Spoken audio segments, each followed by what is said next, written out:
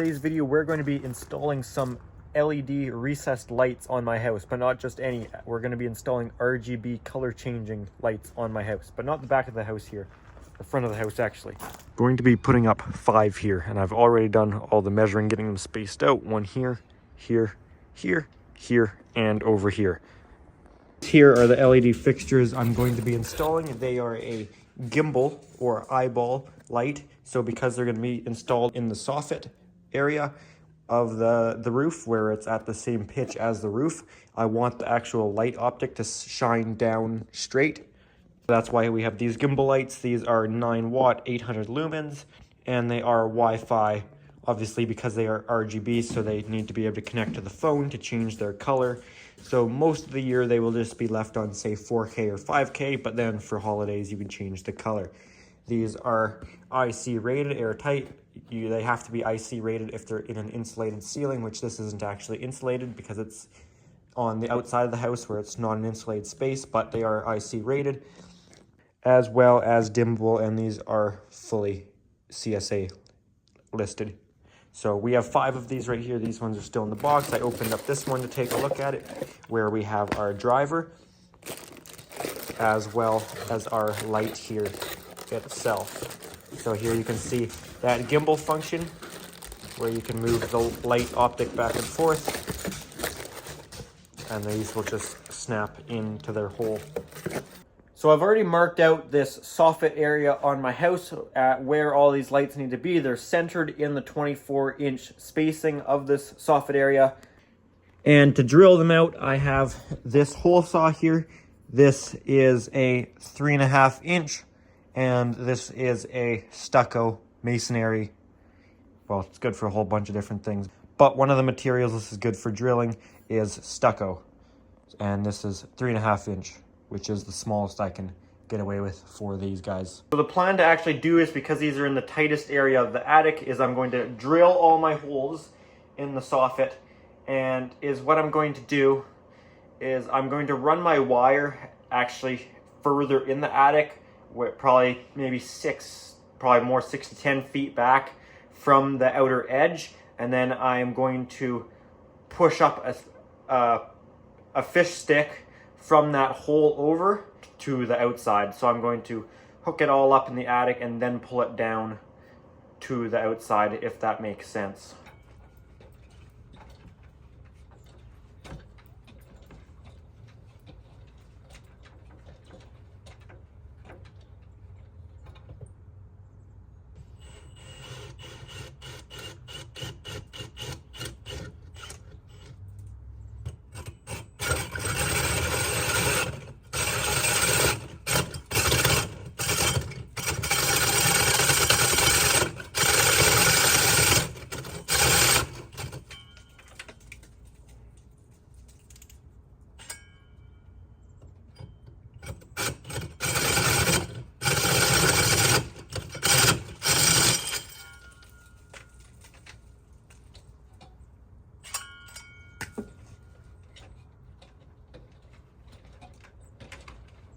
Okay, so I'm going to be recording voiceovers over these time-lapse sections as they have no audio.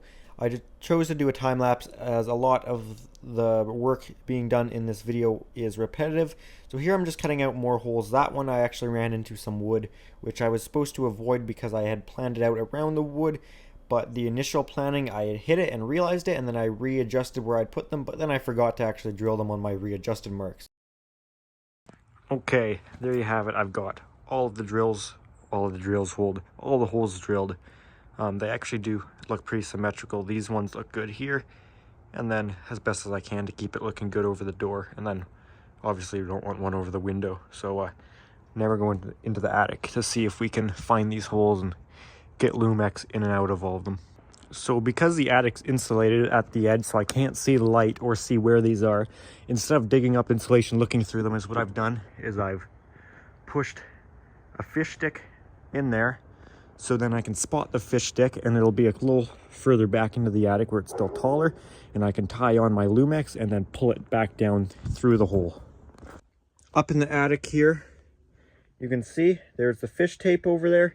I cleared out a bunch of the insulation because if anyone remembers from my fire alarm install, there was so much insulation, so I moved some of it over there, and I've kind of just spread it around a little more equally around the attic now. Okay, here's the deal. I've got 2 Lumexes tied on there. One of them runs all the way over and all the way back here. This one here, quite long. That's the one that I'm going to tie into our incoming power. Whether I tie it into this outside light or a junction box there, either way it'll reach. Haven't determined which one. And then the other one is still on this reel. So I'm going to pull those down. And then this one, I will then poke these fish sticks up the next hole, and then we'll tie it on, and then so on and so on. As far as stapling it, this one will have to get stapled. And if it's under 1 meter of attic height, it is not required to be under the walking level. It can just be sitting on top. As far as stapling it, I can claim that this is fished in, therefore it doesn't require stapling it, which I wouldn't be lying because I am using fish sticks. I'm not physically getting my body over there.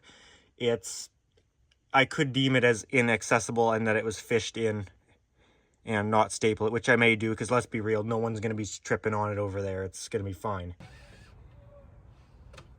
How's it going? Are you washing windows? No, I'm trying to get some lights in the top here. Oh, because if you're washing windows, you can wash mine. Sounds good.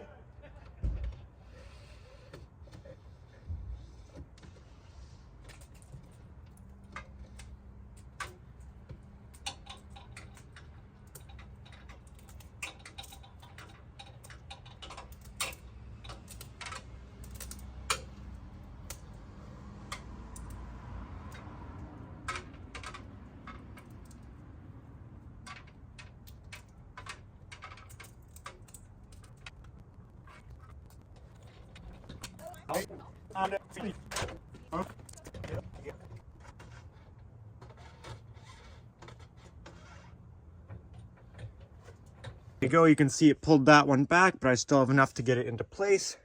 And it ended up right where I thought it would, where this reel is. So I'm going to cut this one, tie it onto that one, and then cut the next one and tie it onto that one, and we'll move the reel down.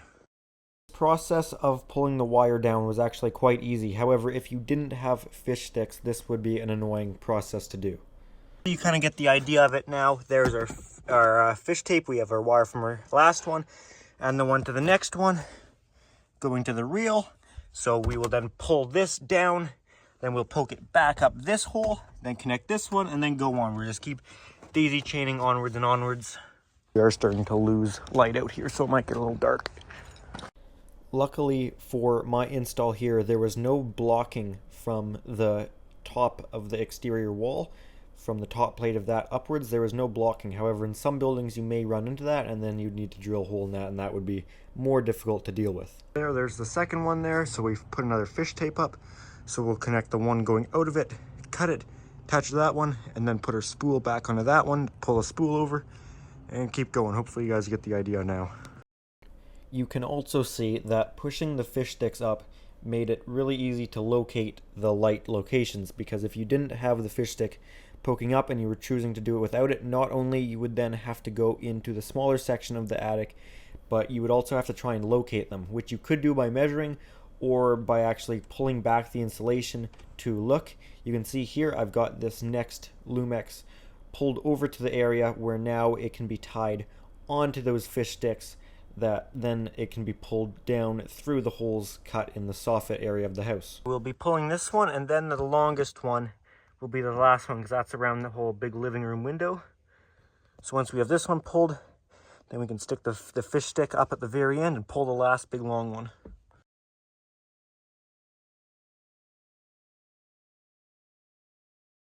Hey guys, this will be the last one over here now. With this final one here, I gotta be honest with you guys, I didn't leave enough Lumex. I thought I had enough, but I didn't quite. It was still enough to get the job done and pull it out, especially once the lights got finished. As I worked my way this way, I did end up having enough, but it was tighter than I would have liked. Okay, now we need to staple that Lumex in place and get it into the box here. Here's the deal. I don't know how these lights work. If I'm going to be scheduling them to turn off and on through their app, or if I'm going to be actually switching their power off and on. So I'm going to be entering them in to this hole right there where that Lumex goes out, that is an exterior light. That exterior light is controlled by a photocell mounted to the light. So, depending on how these act, I'm hoping when you give them power, they turn on to their most recent setting, to the most recent setting they were at. So throughout the year, if I have them set to 4000K at whatever, they'll just turn on to that. And then if, say, Christmas comes around and I change them to green or red or something, power goes off, power comes back on. I hope they come back to that green and red and don't default to something. But some lights do default, where you have to control them off and on through the app, and you just give them constant power, and after a power outage, it's a pain because you have to resync them up. I'm hoping it's not like that. However, if it is, I will just splice onto the constant power in that outdoor light where the line side of the photocell is, but I'm hoping it'll come on to its most recent setting, and then we can just tie it on, turn off and on with the photocell, because I always find photocells probably one of the best methods of controlling exterior lights. So here is our Lumex coming from that light. Better not tug on it because I'll pull it out, but we need to staple this down and then into that box there.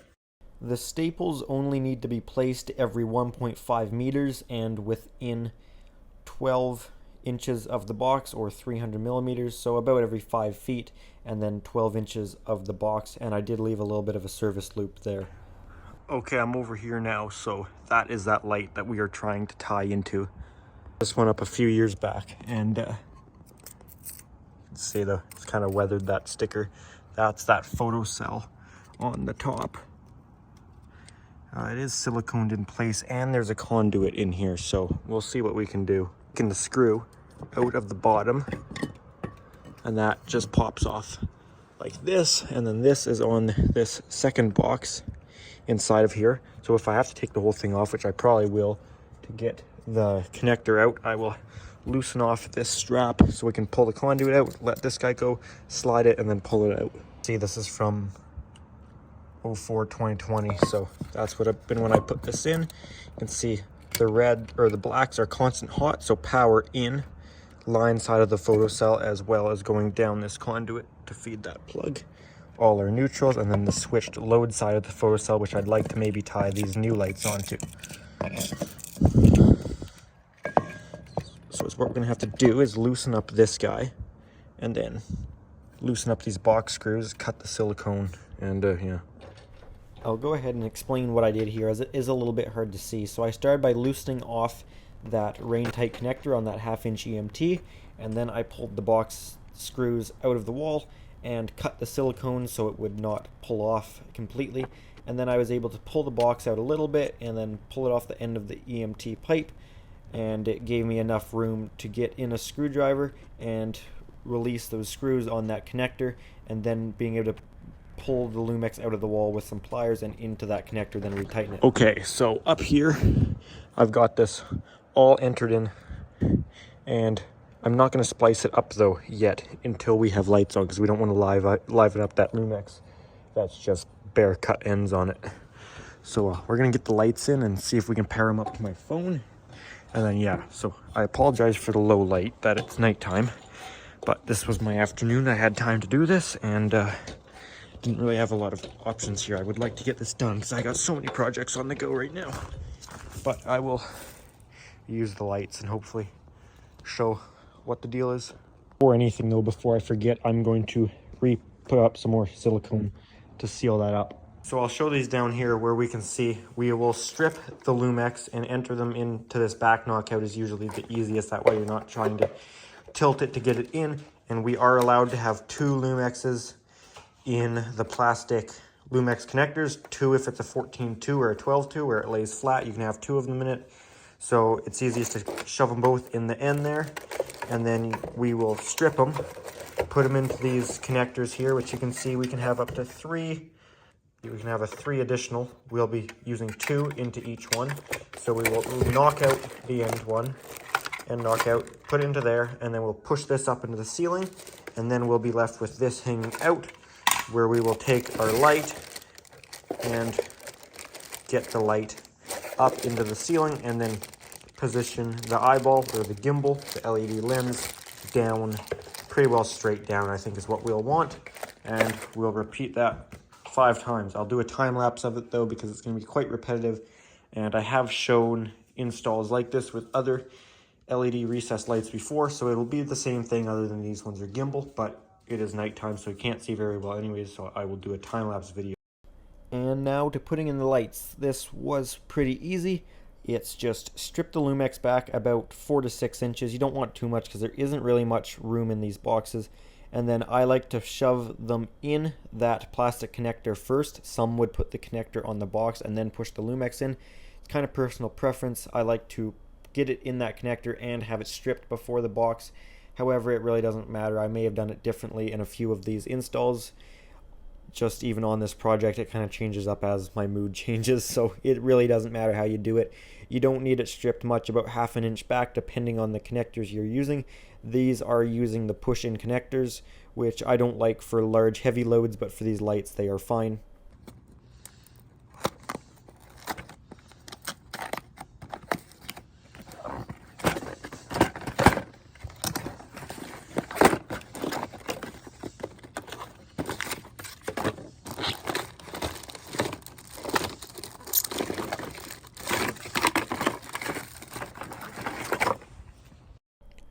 For something like this, you see I ran white wire, which is 14.2. Now you absolutely could run 12.2 if you wanted. However, from my experience, putting in these little drivers really are not fun to do when you have 12.2. Even trying to fit a 14.3, 2 14.3s in the box, starts getting really tight really quick. Even 3 14.2s really isn't ideal. If I had a choice, would never go over 2 14.2s. But oftentimes that's not an option and you have to have 3 14.2s. However, it's not ideal. The 4-inch devices usually have slightly bigger boxes. These ones were tight as they were meant to fit in this 3.5-inch hole, so there's not a ton of room. The 6-inch lights are then again even a lot better too, because oftentimes the drivers will give you a little bit more room. There you can see that final light was a little bit tight. I had to kind of fit my hand in that hole there to get it in. Alrighty guys, that has each light in place.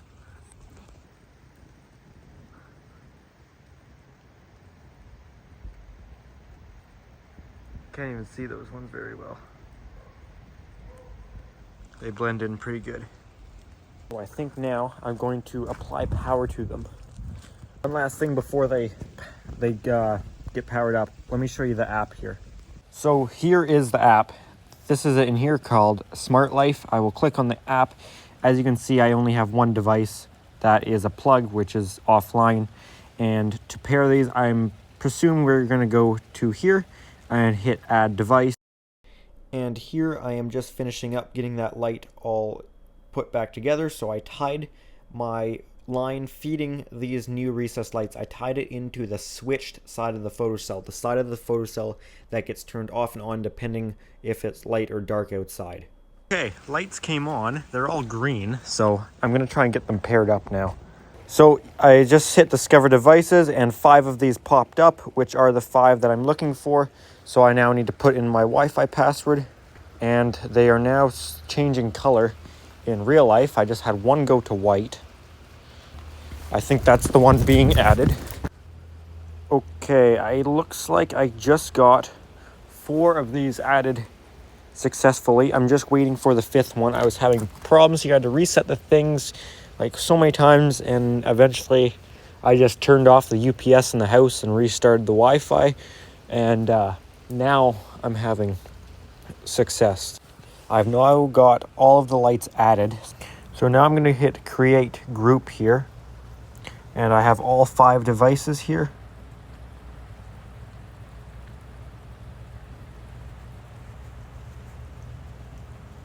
And they're all now in the group. I'm going to save it. Exterior lighting. And in here we can adjust the color of it.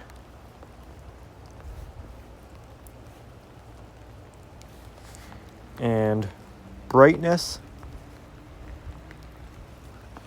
and then we can go to color and fully customize the color. So I'm gonna go through some of the scenes here, or some of the options. So first, you can change the color, the white color that is. So you can go up and down, you can dim up and down, and then you can go to color. And you see I have a color wheel here, where I can go around the entire color spectrum.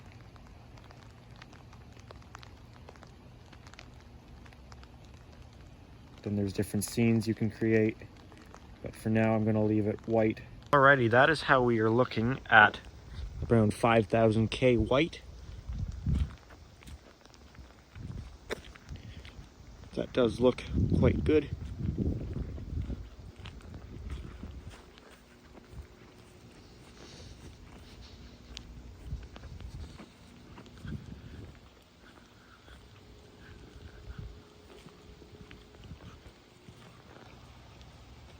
So yeah, these look good. So I've got them on that photocell where they will come on to their last setting, because I wanted that because say the couple weeks around Christmas time, you're probably going to want them on some Christmassy colors, and I don't want them to default to white every time the photocell kicks back in for the night. I would rather them stay at what they were last set at. So I think that setting will work the best. And then I will have to just control them on that day when it's time to change them. Well guys, that's gonna do it for this install. I apologize if this video is hard to see, as it was nighttime. Oh yeah, and by the way, these are at 80% brightness right now, because that's where I'm gonna keep them at. But everything's put together. I've got that light on the side put together, and yeah, I'm happy with how this turned out. By the way, the brand of these, I can show you the box here. I purchased these from Lowe's. They also had them on Amazon. It was just that Amazon I could get a 2-pack or a 4-pack, and I needed 5. Toronto LED. They are UL and CSA approved, IC rated, and you saw the app I used. So yeah guys, these look pretty good. So in settings here is the modes that I wanted. You can see right now I am on the restore memory, last used color and brightness, which is what I want, because I'm going to keep my lights probably at 80% brightness. These aren't really totally practical lighting. It does offer light, but more so I want for looks. And I can't remember the exact math on it. Somebody will probably correct me in the comments, but something like dimming by down to 80% will double the life expectancy, and then it goes even more crazy from there. I was talking to a lighting control technician where that's his whole job, is lighting control systems, and he explained it. It was actually pretty interesting how just dimming slight increments can double, triple, quadruple a light's lifespan. So I'm going to leave it on restore memory, but there's also initial mode. It's where it defaults to the certain color at full brightness. Alrighty guys, that's going to be it for this video. If you enjoyed it, make sure to give it a thumbs up. If you have any comments or questions, feel free to leave those down in the comment section. And if you do enjoy my channel, make sure to subscribe. Also, if you are interested, I do have an Instagram account at Pickle700. Bonus content posted earlier than you'd see it on the YouTube channel, that sort of thing. Alrighty guys, thanks for watching.